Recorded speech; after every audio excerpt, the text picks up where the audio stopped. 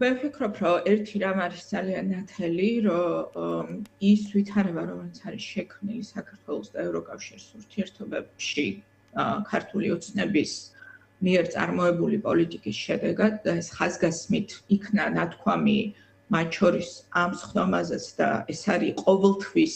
ხაზგასმული ევროპული მხრიდან, რომ ეს უკავშირდება ერთადერთ რამეს და ეს არის ქართული ოცნების მიერ არჩეული პოლიტიკა, რომ დღეს ჩვენი ურთიერთობები, ანუ გაწევრიანების პროცესზე საუბარი აღარ არსებობს. ანუ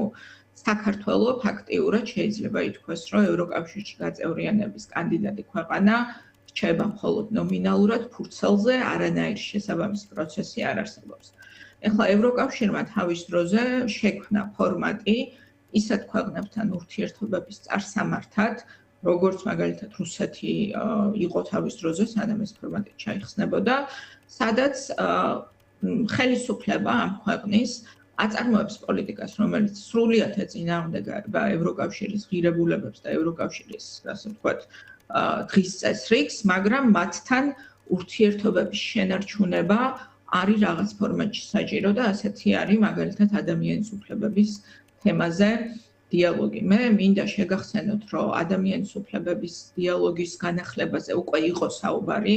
ანუ ეს ახალი ამ თვალსაზრისით არ არის არაფერი, იმიტომ რომ ეს ის დიალოგის, ასე ვთქვათ, ჩარჩოა, რომელსაც ევროკავშირი კიდევ ერთხელ მიმეორებ თავაზობს ისეთ ქვეყნებს, როგორც მაგალითად რუსეთი იყო, მაგრამ ეს დიალოგი ვერ შედგა ისევ სხვა შორის ქართული ოცნების მიზეზით, იმიტომ რომ შეგახსენებთ, რომ მათ გადაწყვიტეს, რომ ადამიანის უფლებებისთვის სანქცირებული მათი ოფიციალური პირი მიევლინათ ამ დიალოგზე. ამიტომ ის, რომ ადამიანის უფლებების დიალოგის გახსნასაც კი უკავშირებენ გარკვეული წინაპირობების შესრულებას, ეს უნდა იყოს ძალიან ნათელი გზავნილი საქართველოს ნებისმიერი მოქალაქისთვის, თუ რა, ასე ვთქვათ, როგორ ვთქვა, ფსკერზე არის დასული დღეს ევროკავშირთან ურთიერთობები ქართული ოცნების ხელისუფლების მეშვეობით და მათ მიერ წარმოებული დიალოგი პოლიტიკის შედეგად. თუმცა ადამიანის უფლებების, ასე ვთქვათ, თემაზე და პოლიტიკურ უფლებებზე და ზოგადად კანონის უზენაესობის საკითხებზე ევროკავშირი მზად არის დიალოგისთვის, თუ დიალოგის ფორმატში ცხადია გამოაჩენს პოლიტიკურ ნებას ეს ხელისუფლება, რომ გადადგას რაიმე ნაბიჯები და თუ ეს პოლიტიკური ნება არ გამოჩნდება, მაშინ ამის პარალელურად, ანუ მაშინ ერთადერთი გზა, რაც ევროკავშირს რჩება, ეს არის გაზარდოს ზეწოლა და წნეხი ამ რეჟიმზე და ამასთან დაკავშირებითაც ჩვენ ნახეთ ძალიან ნათელი გზავნილები, რომ ახალი პოლიტიკური რეალობის პირობებში ევროკავშირში ამ საკითხზე მსჯელობას, სანქციების საკითხზე მსჯელობას მომავალში ევროკავშირის შესაბამის ფორმატებში შეიძლება დაუბრუნდეს. ლოგიკით რომ ვიმსჯელოთ ოცნებას ბუნებრივი არენდომება, ახალი სანქციები, ამიტომ რა შეიძლება გააკეთოს, ვიდრე უნგრეთის ახალი მთავრობა შეუერთდება, ასე ვთქვათ, ამ გადაწყვეტილების მიღების მაგიდას. იმიტომ რომ რაღაც ტიპის გზამკვლევი მაინც არის ამ სტატუსში, რაც წავიკითხე, ეს არის ანტიევროპული რიტორიკის შემცირება, პარტიების გაუქმების აღება, ამ განზრახვაზე ხელის აღება, აქაც შეიძლება თუ არა, არ ვიცი, აქ ფედერალისტების ჩამატება, სარჩელის გამოტანა თავიდან შეტანა, ასე ვთქვათ, არა უარის თქმათ, მაგრამ გახანგრძლივებად მივიჩნიოთ პროცესის და ასევე კანონების კორექტირება, როგორც მინიმუმ. ეს რა, ქართული ოცნება მე მინდა რომ მათმა მომხრეებმა იცოდე პირველ რიგში, რომ ეს გამოდიან და საჯაროდ ვანძღავენ ევროკავშირს, ოღონდ დახურულ კარს მიღმა ეხვეწებიან, რომ რაიმე ტიპის, ასე ვთქვათ, ურთიერთობა შედგეს და რაიმე ტიპის რაღაცა ნიშანი მიიღონ ევროკავშირისგან, რომ ისინი არსებობენ და ელაპარაკებიან. ოღონდ ეს უნდათ გააკეთონ ისე, რომ არაფერი ამისთვის, ანუ არ შეცვალონ საკუთარ პოლიტიკაში. აი ამ აბსოლუტურად მახინჯი, უვიცი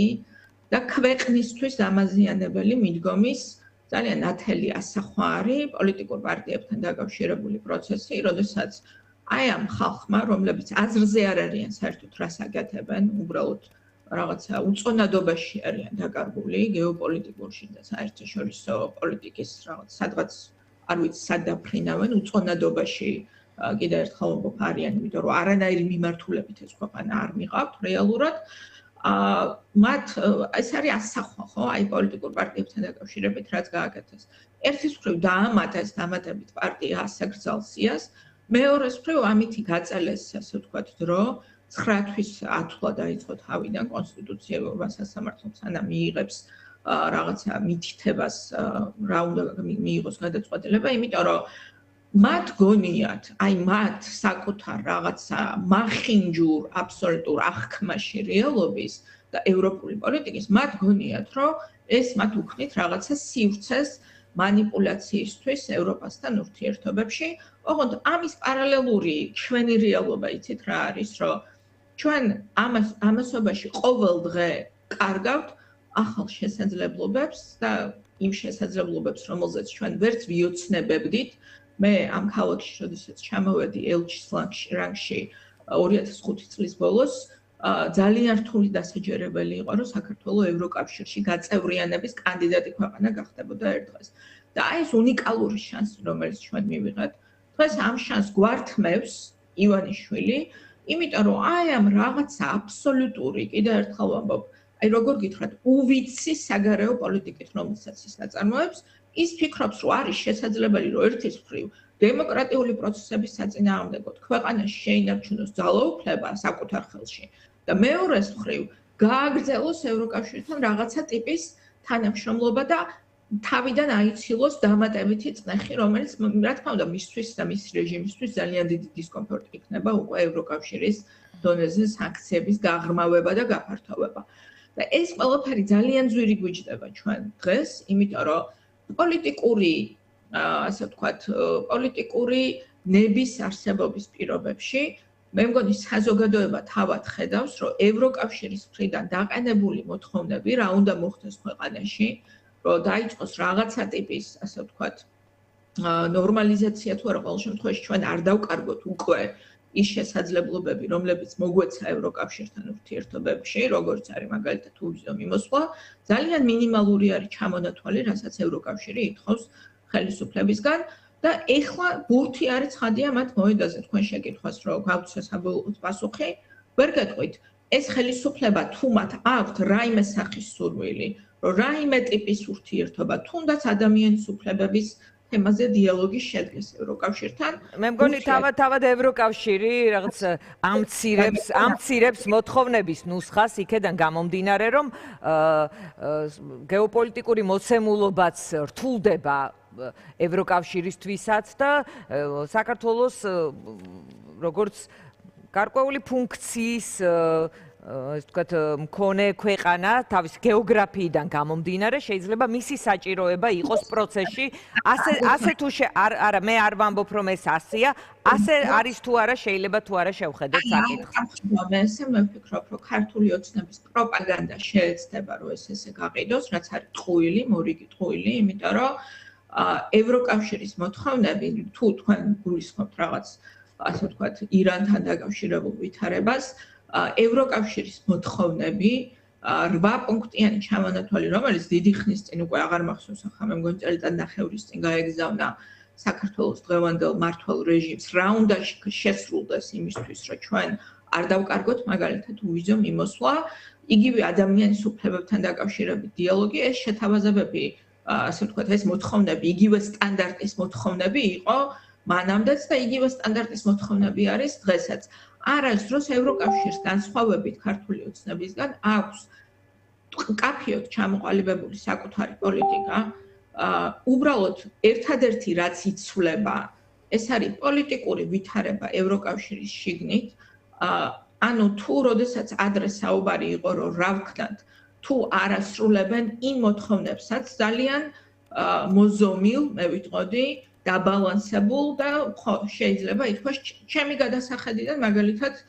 ძალიან მარტივად შესასრულებელ მოთხოვნებს, რომელსაც დიდი ხანია ევროკავშირი უყენებს საქართველოს დღევანდელ ხელისუფლებას. ადრე საუბარი როცა იყო, რომ თუ ამ მოთხოვნებსაც არ შეასრულებენ, წნეხი როგორ გავზარდოთ რეჟიმზე, იქ იყო წარმოდგენილი ორბანის სახით რუსების, ასე ვთქვათ, წარმომადგენელი ევროკავშირის შიგნით, რომელიც აცხადებდა, რომ ის დაბლოკავდა ყველანაირ მცდელობას რომ რუსეთის მოკავშირე ხელისუფლებაზე საქართველოში რაიმე სახის ახალი წნეხი ამუშავებულიყო. დღეს ესეთი მოკავშირე რუსეთს ევროკავშირის შიგნით აღარ ყავს, იმიტომ რომ მიუხედავად იმისა, რომ ბულგარეთში შეიცვალა ხელისუფლება, ეს სხვა კატეგორიაში გადის, ის პოლიტიკური ცვლილებები, რაც ბულგარეთში მოხდა, ორბანის წონას და ორბანის, ასე ვთქვათ, ზეგავლენის ბერკეტებს ვერასდროს ვერ შეიძენს. ბულგარეთის დღევანდელი ხელისუფლება, რომელიც მით უმეტეს არის ძალიან მოწყვლადი, ძალიან არამყარი არის მათი პოზიციები და ძალიან დიდი გამოწვევების წინაშე დგას და ევროკავშირი ძალიან სჭირდება. ამიტომ ჩვენ რაც მოვისმინეთ და ის მათ შორის რასაც გეუბნებიან დახურულ კარს მიღმა ბრიუსელში დღეს არის, რომ ჩვენ კიდევ მივეცით შანსი, ანუ გავიმეორეთ ის მოთხოვნები, რაც ქონდა, რა უნდა გაკეთდეს საქართველოს ხელისუფლების მხრიდან და თუ ეს მოთხოვნები არ შესრულდება, მაშინ რა თქმა უნდა დღის წესრიგში უნდა დადგეს უკვე ახალი ზეგავლენის, ასე ვთქვათ, ბერკეტების სამუშაოება და დღეს პოლიტიკური ვითარება ამისთვის არის ბევრად უფრო მომწიფებული. ეს არის, ასე ვთქვათ, რომ შევაჯამოთ დღეს სად არის დღევანდელი ხელისუფლება ევროკავშირთან ურთიერთობების ჭრილში და ეს არის ძალიან მნიშვნელოვანი, იმიტომ რომ ერთი რაც გეოპოლიტიკურ, ასე ვთქვათ, დიდ სურათში რაც არის განსხვავება, ეს არის ის, რომ ცხადია, რომ ევროკავშირს დღეს ძალიან დიდი ასე ვთქვათ, დიდი როლი აქვს, ხო? ზოგადად ჩვენს რეგიონთან მიმართებაში, იმიტომ რომ მისი უსაფრთხოების გამოწვევები გრძელვადიანად უკავშირდება სწორედ ჩვენს რეგიონს და იმას თუ რა მოხდება ჩვენს რეგიონში, ასე რომ ევროკავშირისთვის საკმაოდ მაღალი არის, ასე ვთქვათ, როგორ გითხრათ, ფასი იმისი თუ რა მოხდება რეგიონში, როგორ განვითარდება მოვლენები და ევროკავშირიდან ჩამოშორება საქართველოში ევროკავშირის სურვილი არ არის. ეს არის ქართული ოცნების მიერ წარმოებული პოლიტიკა და ეს არის რეალობა, რომელიც კი ბატონო, მინდა რომ ასევე მოკლედ მეკითხა, შევაფასოთ ის ცვლილებები, რომელსაც გუშინ ქონდა ადგილი, რა შეიძლება მიაწეროთ თქვენ როგორ ახსნით. ეს გულისხმობ ბუნებრივია სამთავრობო ცვლილებებს. მე ვფიქრობ, რომ ამისი ახსნა ჩემი ყოველ შემთხვევაში ის არის, რომ ეს რეჟიმი არის კრიზისში შესული, იმიტომ რომ სუსი ჩვენს ქვეყანაში რეალურად არის მართვის ინსტრუმენტი, ანუ პოლიტიკური მართვის, ეკონომიკური მართვის, ყველანაირი, ანუ თავარი ივანიშვილის სისტემის მამოძრავებელი, ასე ვთქვათ, მექანიზმი და მართვის მექანიზმი ეს არის სუსი.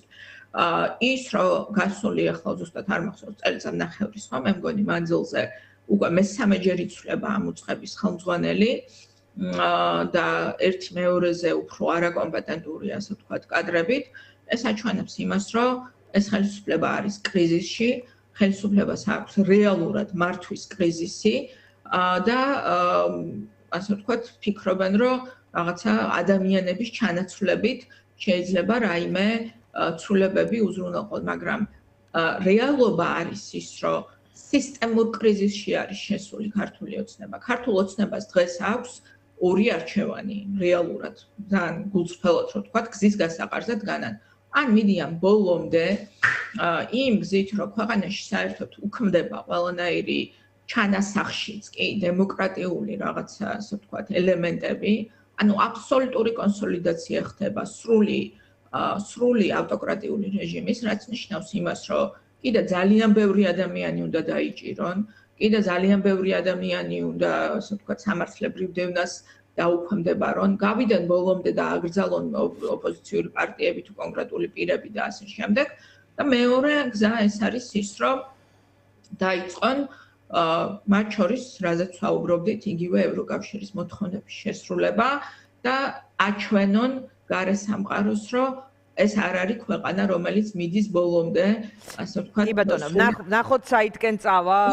ეხლა თუ ყალიბდებიან, ანუ ფაქტი არის ის, რომ ისინი დღეს ვერ ყალიბდებიან, ვერ რომელი გზით უნდაც განვითარდეს სისტემური კრიზისი აქვს და ამის სიასტემი არის ის, რაც ხდება საკადრო პოლიტიკაში ჩემი აზრით. კი ბატონო, მადლობა.